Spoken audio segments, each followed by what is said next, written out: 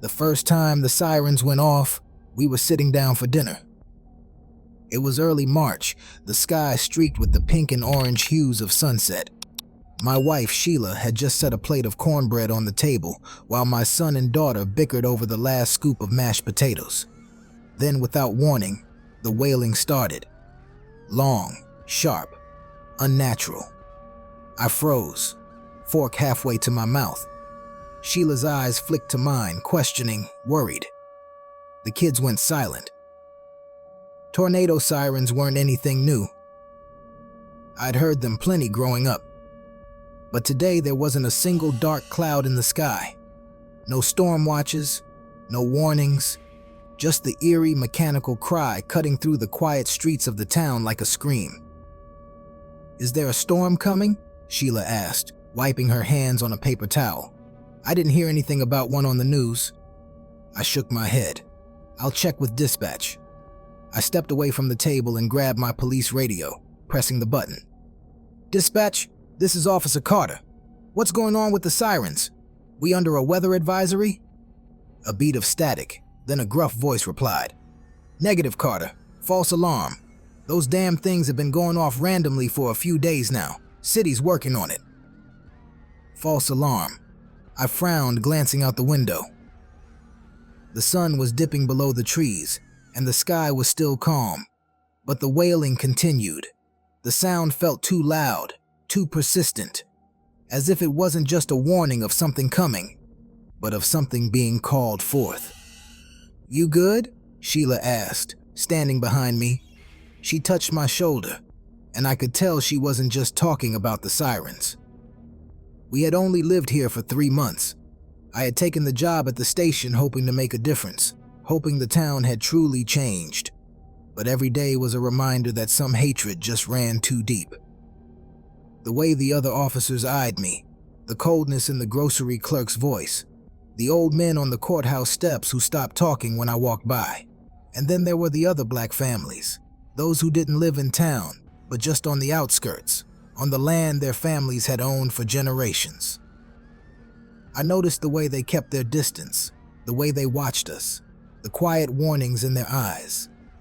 "Yeah," I muttered, forcing a small smile. "Just a glitch in the system." I didn't believe it, and neither did Sheila, but we went back to dinner anyway, forcing ourselves to ignore the sirens until they finally cut off. The next night at the exact same time they wailed again. And the night after that. And the night after that. By the second week, contractors were tearing apart the control system, replacing wiring, testing power grids.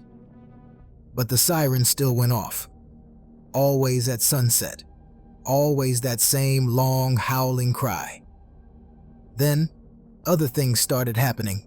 I noticed it first while making my evening patrols. Stray dogs and cats that used to wander the streets at night were gone, vanished. Even the crows that lined the power lines during the day were nowhere to be seen. At home, Sheila swore she heard something moving outside our window at night. But when I checked, there was never anything there. And then, the strangest thing of all, old photographs in town were fading.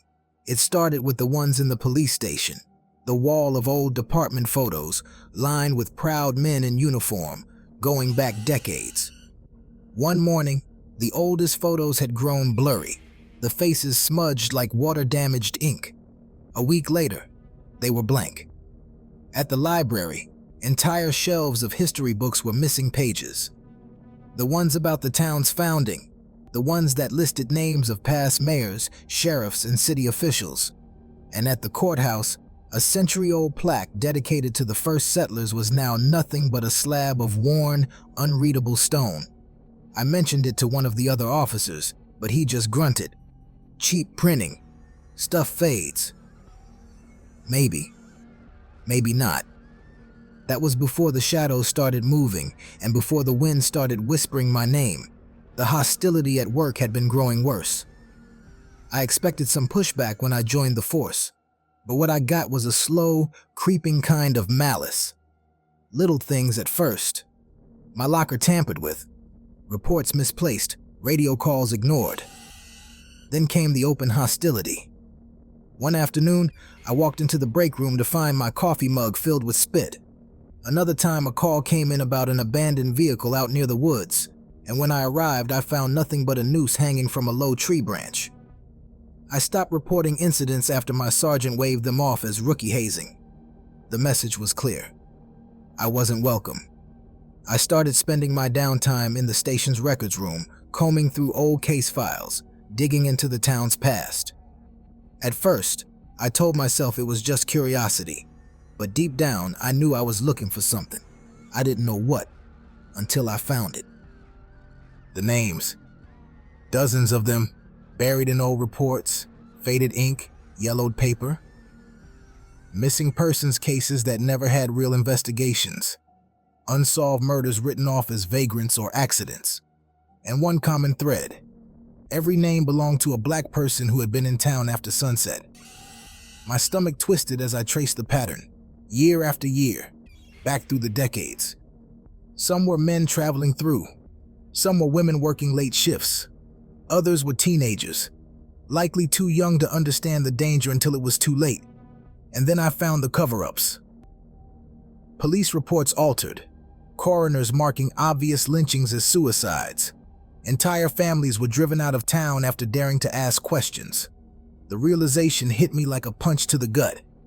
The town wasn't haunted. It was cursed. And now the storm was coming. By the last week of March, the tension in town was thick enough to choke on.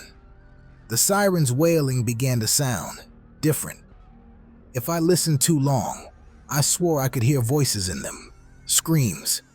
The air grew heavy, suffocating.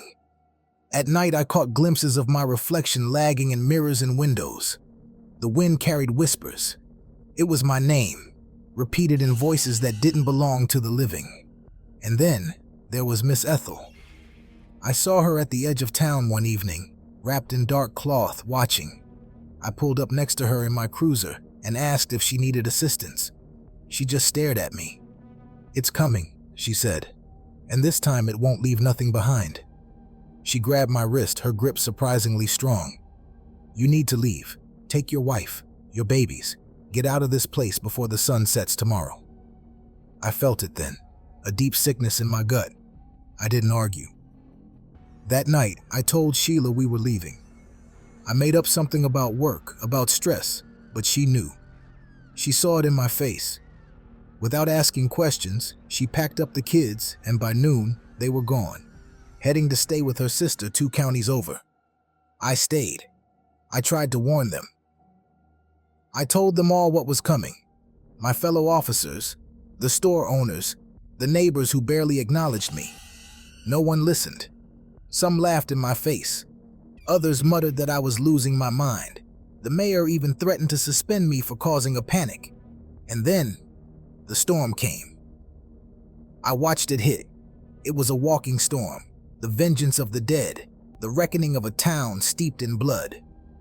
Buildings were lifted from their foundations like paper, roads peeled away, power lines snapped like brittle twigs, sending sparks dancing into the air before being swallowed by the swirling vortex. I saw people, those who had mocked me, those who had ignored the warnings, screaming as they were lifted into the sky, their bodies vanishing into the black swirling abyss. The wind howled with voices not of the present, but of the past, anguished, vengeful. The storm carried names, echoes of the forgotten, the lynched, the drowned, the disappeared. I ran. I ran like hell, dodging shards of metal, ducking beneath collapsing trees. The wind clawed at my skin, voices screaming my name. A storefront exploded behind me, sending glass shrapnel into my leg, but I kept moving. A fire hydrant was ripped from the ground, striking a car that tumbled through the air like a toy. I reached the outskirts of town, my lungs burning, every muscle screaming in pain. As I collapsed behind a crumbling barn, I saw it. The towering figure of the storm, its eyes burning like embers. Its gaze swept the land, and for a moment, I thought it saw me. Then, it turned away. The town was being erased.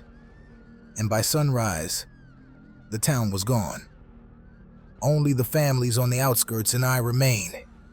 Days later, when I tried to explain to the authorities and passing travelers alike that the town had been destroyed by a tornado, everyone stared at me blankly. No maps marked its existence. No records remained. No one remembered any of its citizens. Not even Sheila and the kids remembered. "What are you talking about, Brandon?" Sheila asked. "We've been living here with my sister for the past 3 months while you apply for that highway patrolman position. To this day, no one remembers anything about Cedarville, but I do. I thought of going back to the outskirts of that town and asking those families if they remembered anything, but something in my gut told me that wasn't a good idea, so I didn't. Now, every year, on the same night in March, just as the sun dips below the horizon, I can still see it in the distance, looking back and forth, watching, waiting.